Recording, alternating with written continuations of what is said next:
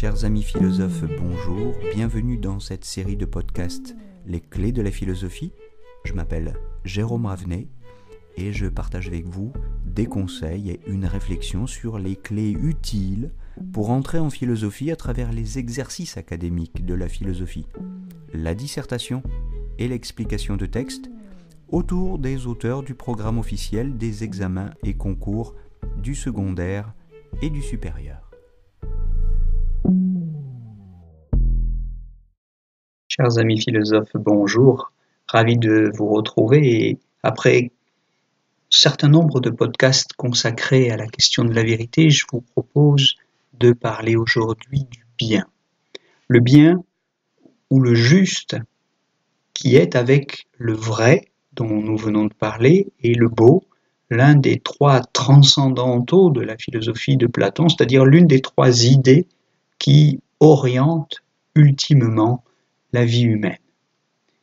Alors, pour simplifier, avant de commencer, je crois qu'on peut dire que le vrai est le but de la science, le but, l'objectif de la connaissance, le beau est le but de l'art, de tous les arts, et le bien est le but de l'action individuelle ou collective, c'est-à-dire l'objectif ultime de la morale et de la politique. Donc ce sont trois idées, le bien, le beau, le vrai, trois idées qui sont particulièrement utiles pour s'orienter et structurer ses connaissances en philosophie.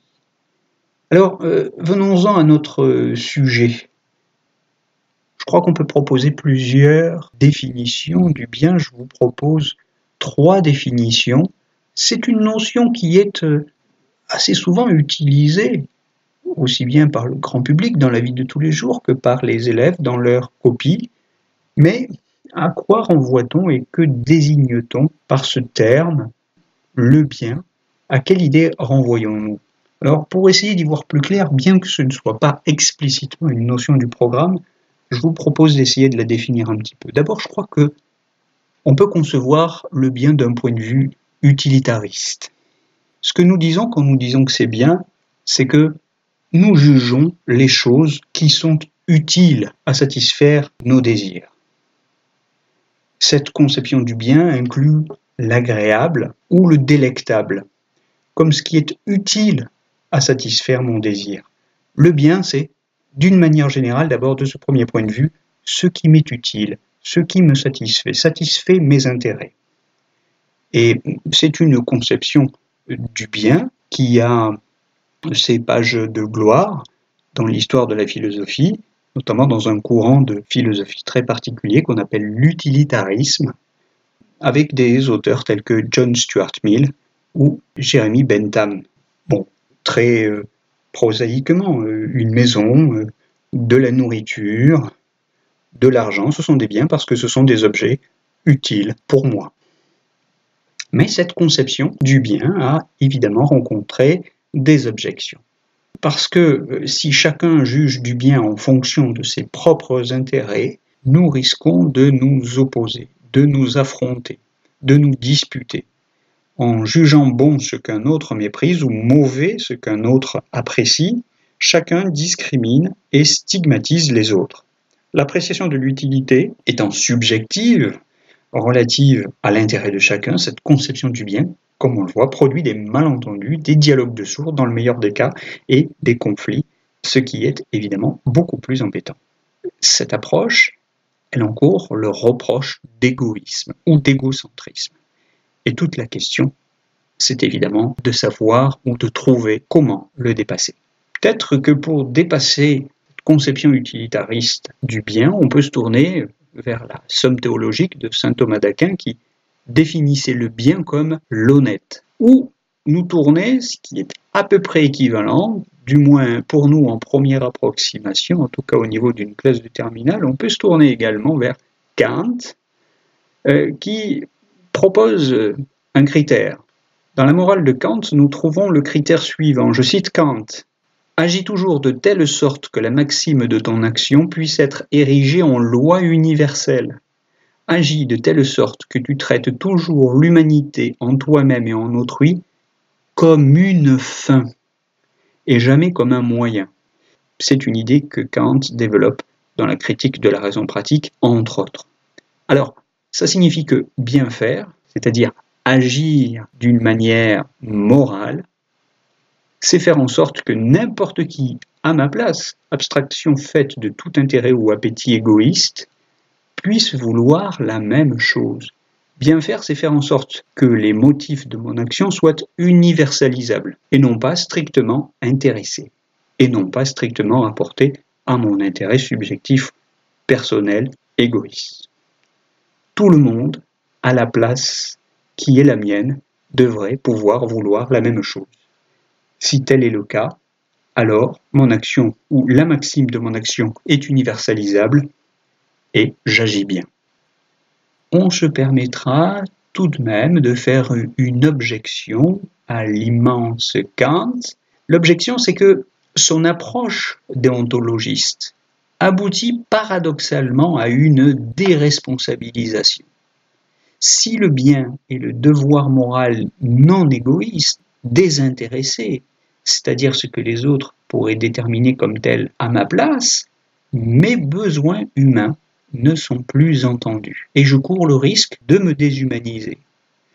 On voit bien quelle utilisation perverse il serait possible de faire d'une telle doctrine, qui souligne l'importance du renoncement à l'intérêt personnel, pour exiger des individus ou des foules qu'elles se sacrifient aveuglément à la cause promue par des élites dirigeantes.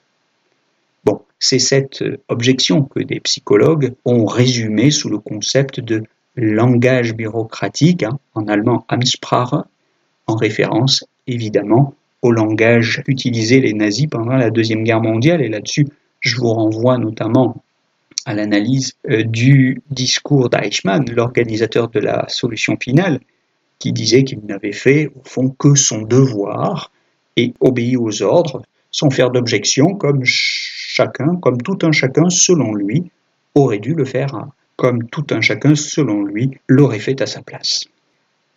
Alors, comment surmonter ce risque auquel nous expose cette deuxième conception du bien, cette conception déontologiste du bien? Eh bien, pour le comprendre, je vous propose, dans un troisième moment, une approche inclusiviste du bien, conforme à l'éthique spinoziste de la vertu. C'est Spinoza que je convoquerai ultimement pour conclure cet exposé. Le bien, c'est l'utile. Revenons à la conception de l'utile, mais cette fois-ci dans la forme d'une utilité pour moi qui inclut ou intègre l'utilité pour autrui. Le bien est la qualité d'une stratégie qui satisfait mon intérêt en même temps que celui d'autrui. Et le bien auquel nous arrivons, grâce à une telle stratégie, est d'autant plus grand qu'il intègre la satisfaction d'un plus grand nombre d'intérêts. Il est à la fois égoïste et altruiste, car il n'y a pas nécessairement d'opposition entre les deux. Ou si vous voulez, il s'agit d'un égoïsme rationnel qui suppose une vertu de sagesse, c'est-à-dire qu'il s'agit de comprendre que la satisfaction personnelle, ma satisfaction, sera d'autant plus grande et durable que ma stratégie sera capable d'inclure et de satisfaire également les intérêts d'autrui.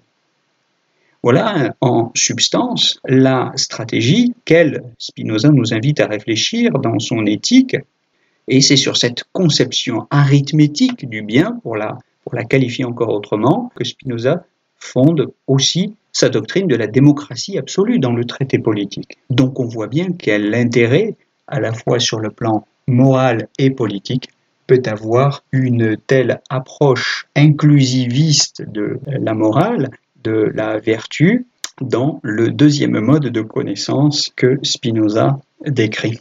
Voilà, j'espère que ces trois conceptions du bien, la conception utilitariste, la conception déontologiste et la conception inclusiviste du bien, ont un petit peu enrichi ou élargi votre dictionnaire de définition. Et je vous retrouve très bientôt pour la suite de ces podcasts de philosophie. Je pense qu'après avoir parlé du vrai et après avoir parlé du bien, il nous faut